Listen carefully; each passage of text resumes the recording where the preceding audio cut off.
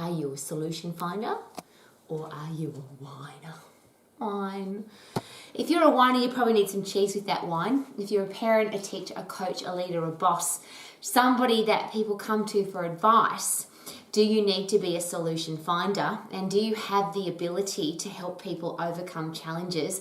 Are you the person who looks at a problem and sees the solution, looks at a challenge and sees the way of how to overcome it? And the reason I ask the question is, as an exercise professional, obviously people have come to me all of my life, all of my career, and asked me for help. Please, can you help me lose weight? Please, can you help me get my body into great shape? Can you help me get healthy again? And my next question is always why, and I'm sure you ask the same question. I've got my teddy today because I've got this is a really uncomfortable, confrontational topic and a whole heap of uncomfortable questions. And I've got my cactus here because I love cactuses. I think they're the amazing plant because they survive almost with no sustenance. They survive in the desert and they often look really beautiful when they've got flowers, etc. coming off them. And I'm sharing that with you because if you are the person who has to find a solution, should we look at places or people or other things in nature that are good at coming up with solutions to problems? And if you have to be a person who can create solutions to problems to overcome challenges, do you look at, okay, there's a problem, I have to fix the problem? Or do you look at why did that problem occur in the first place? Why did that happen? And I'm going to ask those questions over the four main areas of life because, as I often share, as an exercise professional, once people get into great shape, and of course that's what we do, we get people mentally and physically healthy, fit and strong. And if I am a human that is healthy, fit and strong, mentally tough and physically tough, can survive under pressure, is it possible then that my life will then give me more opportunities? So I'll get better career opportunities, better business opportunities. I'll have more options when it comes to my finances, and I'll certainly have more options with the kind of people I can put into my life. So if people then ask you, yes, please help me get healthy, fit and strong, and then they say, because you helped me with getting my body physically and mentally tough and strong, do you have some suggestions or ideas on what I can do with these other areas of my life? Now, I'm not a psychologist or a psychiatrist or a neuroscientist, certainly not a doctor, and don't want to be. I'm an exercise professional and I want to help people to be healthy, fit and strong. But it has been very rewarding when people share that because they are healthier, fitter and stronger because of their exercise, personal exercise coaching with me, that their other areas of their life have become better. And or as a coach, would it be a really good idea for me to have a great series of questions to be able to ask people that they can then apply to every area of their life? So I'm going to start with and I think there's four main areas, and we'll just have a look at them one at a time. So there's obviously health and fitness and your physical and mental health, your career path and your business, your financial security and your relationships. And are there a series of questions that we can ask to help people overcome challenges for every single one of those areas and help them to have a successful life in all of those areas? I know it's a big call and there are specialists for each one of those areas, but I'm just going to ask some really simple questions. So I'll go back to my original question, which is, do we look for solutions to the current problem, the current challenge, or could it be a better idea to have a look at the past and say, why did that happen in the first place? So when it comes to losing weight, can we give people the solution, the process, the systems, the advice to lose weight? And of course the answer is yes. Have people lost weight? Yes. My biggest challenge there originally when I started in my career path, however, was I couldn't understand why, if somebody lost weight and they got healthy and they got fit and they got strong, that they went back to the way they were before. why is it that people lose weight and put it back on again? And I wanted and desperately wanted to find an answer to that, and I hope that you do too, because my goal was never a short-term solution to the overweight challenge. I want a long-term solution. If somebody's unhealthy, I want to get them healthy and then they stay that way for the rest of their life. If somebody wants to be mentally and physically tough and strong, I want to get them tough and strong and they stay that way for the rest of their life, not go back to the way they were before. But unfortunately, and I'm sure you've seen it many times, and people often live a life in that yo-yo situation where they're fit and strong and then they get weak and unfit. They're in great shape and then they put weight back on again. They feel good about themselves physically and then they feel really crappy about themselves because they're not looking after themselves to the point where they are healthy, fit and strong. So how do we help? And that's been my really big question. And ultimately that has then been, I've been able to apply that to the other areas of my life and certainly other people's lives. So could the question, or the better question, be not, yes, I can help you lose weight, here's how to do it, or the statement? Could a better question be, how can we make sure that you never put the weight back on again, lose weight and never find it again, get fit and stay fit for the rest of your life, get strong and stay strong for the rest of your life? So why did this happen in the first place? And if you apply that to the physical things that exercise professionals deal with, self-esteem and self-confidence. Why do you not feel good about yourself, and how do we make sure that when you do start feeling good about yourself, you stay that way for the rest of your life? Why do people get something horrible like an eating challenge, eating disorder? What causes anorexia? What causes bulimia? What causes obesity? And I'm pretty sure that and all the brain scientists and psychological experts will agree that it's not about being hungry or not being hungry. It tends not to be a physiological thing. There are reasons why people want to stop eating food. There are reasons why people want to throw up the food that they eat. There are reasons why people eat enormous amounts of food, and they tend not to be physiological or logical reasons. They tend to be emotional reasons. So if we can deal with the emotional challenge, is it possible that we could then provide somebody with a solution long term? So I'm going to use the example of an eating challenge as I share this because it's been a driving force in my life. I think it's really sad if people don't enjoy their food. I think it's sad if people have food controlling their life. I think it's really sad if people become so can't move around, or so thin from not eating that they have no quality of life. Or I think even worse, where you eat everything you can find and then you want to throw it up or take laxatives to poo it out. I think that's a really horrible headspace to be in. So my question has not been, how do I cure the anorexic, the bulimic, the obese person? And that's, I think, in that question, just to start with, is part of the challenge. If we treat people as a disease, not as a person, if we treat people as their problem, not as a unique individual person, and help them come up with their own solution, I think that's where we can get into some challenges. So often when I went to psychologists and psychiatrists and medical professionals with my clients who had a poor relationship with food or a poor relationship with themselves, there was a lot of focus on fixing the problem. But there wasn't any focus on, or there didn't seem to be any focus on, why did this happen in the first place, so that it never happens again. So even if we get you to eat food because you're anorexic, how do we make sure that you want to keep eating food?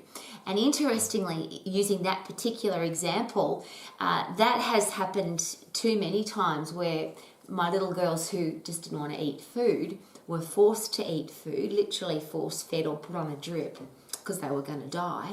But the minute they had control of their environment again, so they weren't in a hospital environment or they weren't being told what to do by a doctor, they went back to doing exactly what they were doing before, because nobody wanted to ever find out why they were trying to starve themselves or why they were throwing up their food. Or for my morbidly obese people, why are you eating such an enormous amount of food? Obviously it's not because you're hungry. And I don't have an answer to any of that, except that every single one of my clients has shared with me that they just needed somebody to talk to, and somebody that would listen and listen to their explanation as to where they got to or how they got to that position. So I use the example, why does somebody want to stop eating food? Is it because they don't like food? And of course the answer, that's not the answer. And there's a lot of reasons why people stop eating food, but there's a couple of really interesting ones. One is to be in control. And I had one client who shared with me very openly and honestly that she had lost control of everything else in her life. And the only thing that she had control over was her ability to stop eating. And she felt that if she started to eat, that she would then have lost control over everything. This one thing that she had control over, she wasn't prepared to give it up. I had another person share with me that the reason they didn't want to eat food is they didn't believe that they were good enough. And they were particularly focusing on not eating yummy food. They didn't want to eat lollies or ice cream or chocolate or takeaway food because they were like treat foods, and they felt that they didn't deserve those treat foods because they weren't very good people. So bad people didn't deserve yummy food. I'm sharing that with you because if you just try and treat the problem, fix the challenge, is it possible that it's going to come back? Do we need to dig a little deeper and find out why this happened in the first place? How did this particular relationship with food come about? So because my headspace was there every day, because all of my client base, and when I was a full-time personal exercise coach, I had 64 clients every week. I was teaching 15 classes every week in the same health club, which means a lot of my clients were coming to my classes, and I was also managing the health club. So when you are the manager of a large facility, people also come to you just because they want somebody to talk to. They want somebody to listen to them talk and maybe not even come up with a solution to the challenge. But interestingly, because I've been doing this a really long time, and I'm probably sharing all of this with you because I've lived on the planet for many decades. I'm a very old lady now. I would like people to be happy. I would like people to have great relationships with themselves, with other people, with their career, with their food, with their exercise. So I'm looking for solutions. So what I'm about to share with you, I hope is part of the solution. So rather than looking at the problem, here is the solution to the problem. How about why did the problem occur in the first place? So if I'm overweight, not eat less, move more, and you'll lose weight. That's true, but it doesn't mean you're not going to put the weight back on again. I'll use another really interesting example. Have you noticed that there are some people who have a string of poor relationships?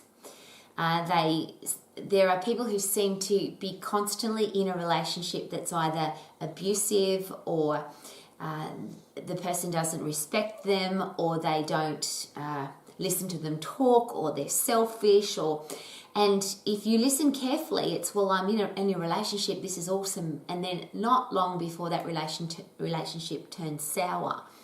So one of the questions that I've always asked my clients, because of course as a personal exercise coach, as an educator, as a leader, as a health club manager all of my life, people would often come to me, as I'm sure they do to you, and say, look, I've got this terrible relationship, or this horrible thing is happening in my relationship, or I've had a string of terrible relationships.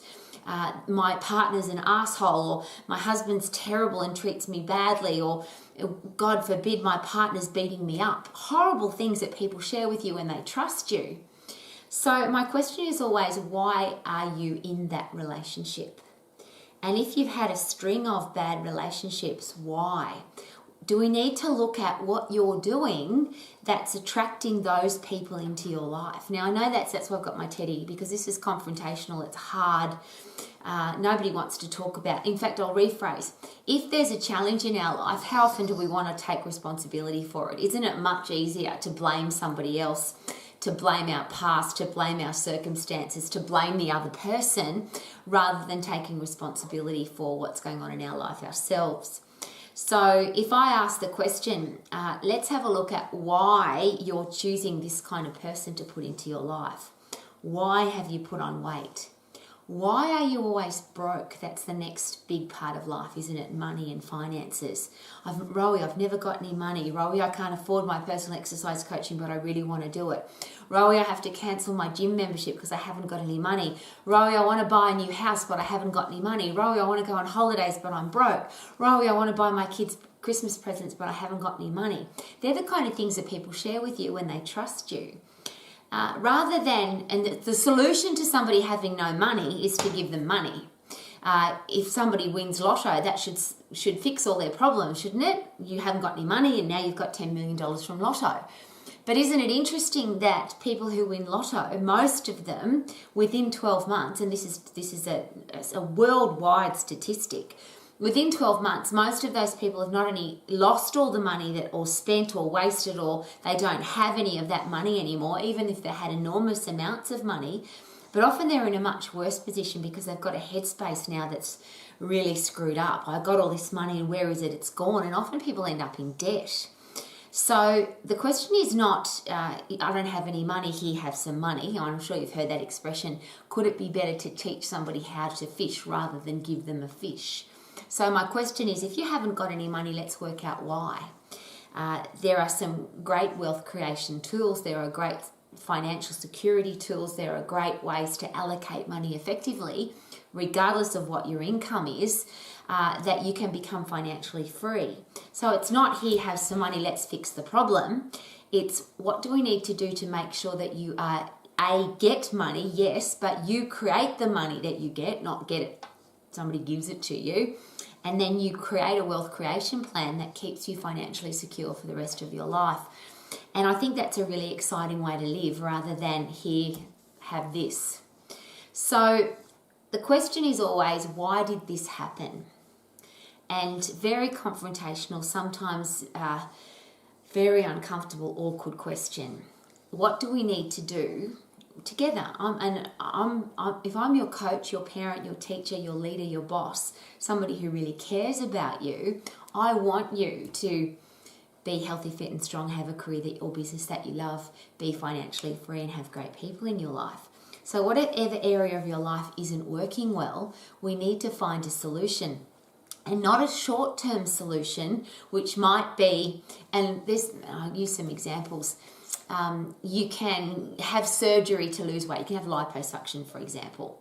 But interestingly, a good plastic surgeon, somebody who you can trust to do the right thing by your human body, they won't give you liposuction unless you've done everything that you can possibly do to get your body healthy, fit and strong. And I've heard plastic surgeons, proper plastic surgeons, not just let's take your money and let's do some surgery surgeons, actually share that. And I've taken clients to a plastic surgeon and the surgeon said to them, I'm not giving you plastic surgery. I'm not doing liposuction. I'm not going to give you a boobie enhancement. I'm not going to give you a facelift, because if we put you into surgery and you're not as healthy and fit and strong as you can possibly be, you won't recover well, the results won't be as good and the results won't last. But if we put you into surgery and you're healthy and really fit and really strong, you'll recover from the surgery really quickly and you'll maintain the result that we get for you. So that's a really interesting example. Can I lose weight by plastic surgery? Yes, but will it last for a long time? No. So what do I need to do to make sure that I lose weight, get into shape, get fit and strong, and stay that way for the rest of my life? If I've got a horrible job that I don't like, why? Why am I in that job? Why did you choose that job? And sometimes people say to me, oh, my parents said I have to do it, or this great opportunity came up and I couldn't refuse. I got a great mark at school, so that was the career path that I had to choose. And my question is always this: did you have to choose it? Or did you choose it because it was easy or because it was convenient? And if we were going to start from scratch, if we were going to give you the career path of the job that you're really excited about, that you would do for free, that you wake up every day loving, what would it be? And then what do we have to do to make sure that you get the education, the training, the ongoing education and training to make sure that you can have the career path or business that you want, rather than some lousy, stinking, rotten job that you don't like? So if I look at that from an overall questioning point of view, those awkward questions, Are you healthy, fit and strong? And if not, why not? If you have gotten healthy, fit and strong, how do we make sure that you stay that way for the rest of your life, not go back to being overweight or unhealthy or unfit? If you are not in a career path that you love, if you don't have a business that you're passionate about, what do we need to do to make sure that you do? And that's an easy one. There's whatever it is that you want to do. It doesn't matter how old or young you are, how skilled you are, how much money you've got, how much education you do or don't have. Everything is possible, and that's one of the things I love helping people with. Obviously, with an international business college, Rowie, I'd love to be a business owner, or I'd love to be a dancer, or I'd love to be a doctor, but I can't because I don't have the right mark, or I haven't got the right people in my life, or I don't have the right amount of money. Well, I will give you a solution for every single one of those. But my solution is not to give you the job or to give you the money to do the education. It's not to tell you what to think. It's how to think for yourself so that you can work out for yourself how to make that happen. Remember, the best place to find a helping hand is at the end of your own arm. So can you be healthy, fit and strong? Yes, of course. Can you have a career or business that you love? Of course. Can you be financially free? And that's the easiest one. It's a matter of allocation. So it's if you are constantly broke, constantly struggling for money, constantly have to scrape trying to find the next penny to pay the bills, there's a reason for that. So it's not here's some money, go pay your bills. It's what do we have to do to make sure that you've got whatever it is that you need, education, training, headspace, the right circle of influence of people around you to make sure that you can allocate your money wisely so that you can become financially free, financially secure. And then the relationship one is really interesting. Again, I'm certainly not a psychologist, psychiatrist, or relationship coach. However, I think common sense is a really uncommon thing. And one of the things I'm always aiming to have is to keep my sense very common. How can I make sure that I'm thinking logically all of the time? And when it comes to relationships, is it possible that it's not about the other person? Is it possible that if I want to have great relationships, the ultimate relationship is not with my partner, with my family, with my boss, with my friends? It's how I feel about myself. So what do I have to do to be the person that I love being with, that I respect, that I want to be friends with, that I want to have a relationship with? And is it possible that if I become that person, that I'm more likely to attract great people into my life? Now, that sounds lovely, doesn't it? It doesn't always happen that way. But if I like who I am, if I respect who I am, if I want to be friends with me and nobody else does it matter? Because I like me. And I always ask that beautiful question, is it better for me to like and respect myself and the rest of the world hate me than the rest of the world likes me but I don't like or respect myself? So what do I need to do to become the person that will never be lonely because I love being by myself? What do I have to do to become the person who I respect and I like and I want to be friends with, so that if I don't have anybody else who likes me or respects me or want to be friends with me, it doesn't matter because I like me? And it is very interesting, though, that if you are the person, and I always ask this question, what kind of person do you want to have in your life? And people give me a list of, I want somebody that's funny and somebody that's healthy and somebody that's ambitious and somebody that's got money. And we've all got all different things that we want. But my next question is always this: are you that person? If you don't have a sense of humour, why would you attract somebody who's funny? If you're unfit, out of shape, unhealthy, why would somebody who's in great shape want to be, first of all, would they ever be attracted to you, and why would they want to hang out with you?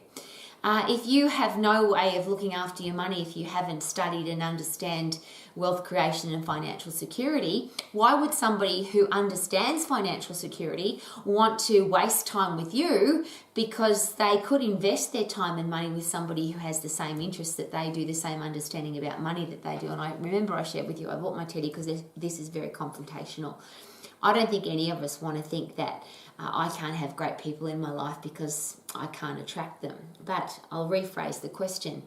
if I am a beautiful person and I respect myself and I'm healthy, fit and strong and I have a career or business that I love and I'm financially free and I like being by myself, is it possible that I'm more likely to attract somebody who is also healthy, fit and strong, has a career or business that they love, is financially free and only wants to have great people in their life? So rather than what is the answer to the problem, here's money to pay the bills, here's a pill to lose weight, here's I can go and work for my family and get a job. What do I have to do? What do I have to do to make sure that I'm healthy, fit and strong for the rest of my life? What decisions do I have to make? What education do I have to get? What training do I have to do to have a career or business that I absolutely love, that I'm passionate about and want to do for the rest of my life? What do I have to do to be financially free, to be financially secure? Not blame the government for taxing me too much, or blame my boss for not paying me enough, or blame the world because I can't get the job that I want. If I look at the end of my own arm for a helping hand, is it possible that I can work out for myself how to get healthy, fit and strong, how to have a career or business that I love, how to be financially free? And is it then possible that I'll either really like me, so I'll never be lonely, or I will attract great people into my life, that kind of person, would it be more likely that they would want to come into my life because they can see that I've got all of those things sorted, I've got all of those things going for me? My cactus here can survive in the desert. My cactus doesn't need very much water.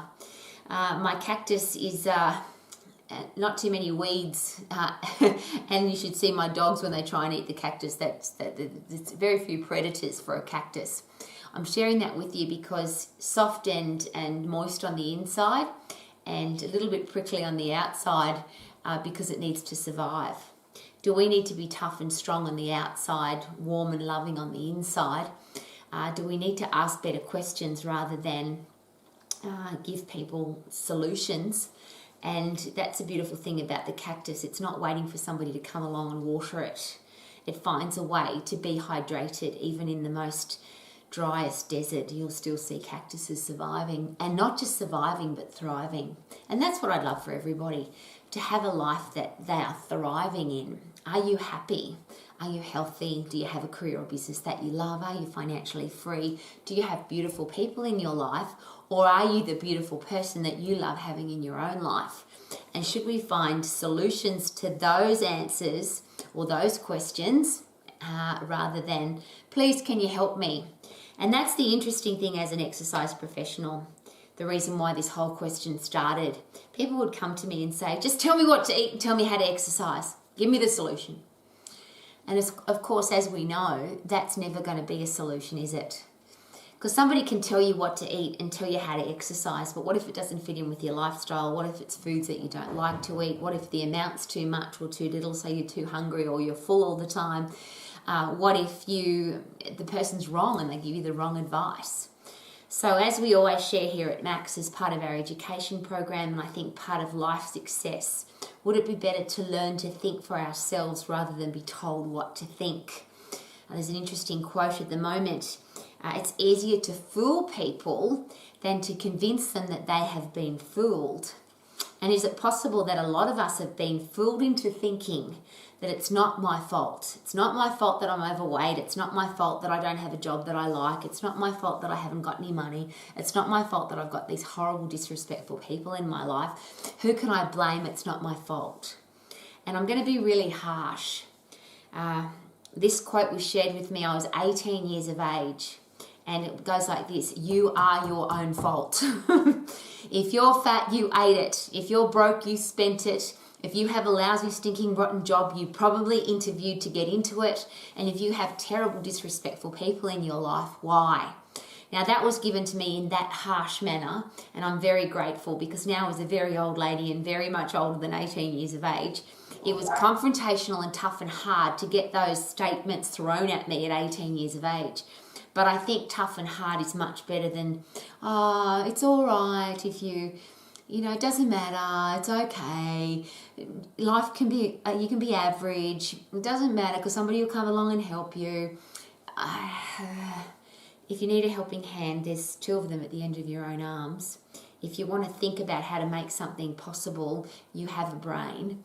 And could it be possible that if we engage our brain and engage our discipline, our focus and commitment and decide what we want and then go get it, that it might actually be possible. So let's be the cactus. Rather than just survive in the desert, let's thrive, whatever the world throws at us. Let's be the healthy, fit, strong person who can deal with whatever the world, people, the universe throws at us, because we know how to think for ourselves rather than be told what to think. Wouldn't that be awesome?